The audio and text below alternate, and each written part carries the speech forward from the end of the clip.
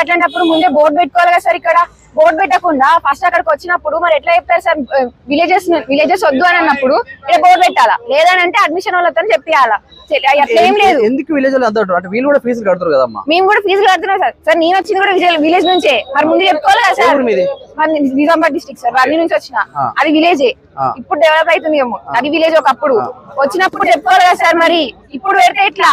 ఇక్కడ అంటే only city వాళ్ళే చదువుకోవాలన్నా? ఇక్కడ వచ్చి సిటీ వాళ్ళైనా ఫీజులు కడతారు, ఎవరైనా ఫీజులే కడుతున్నారు. ఇప్పుడు ఏంటంటే మేము సర్టిఫికేట్ ఒక్క లైన్ ఎందుకు వచ్చింది? విలేజ్ రావద్దని ఆ లైన్ ఎందుకు వచ్చింది?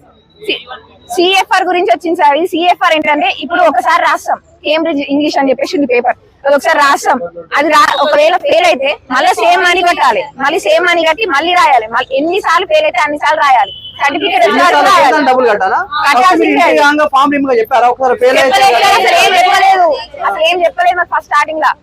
చెప్పకుండానే ఇప్పుడు సడన్ గా తీసుకొచ్చి ఇట్లా ఇన్ని ఉంటాయి సర్టిఫికెట్స్, మీకు రాయాలి, రాస్తే అది ఫెయిల్ అయితే మళ్ళీ కట్టాలి, మళ్ళీ రాయాలని చెప్తున్నారు. అంతేగాని మాకు ఇంత ఫీజు ఉంటుందని ఏం లేదు. ఫస్ట్ నుంచి మాకు అసలు గైడెన్స్ లేదు సార్.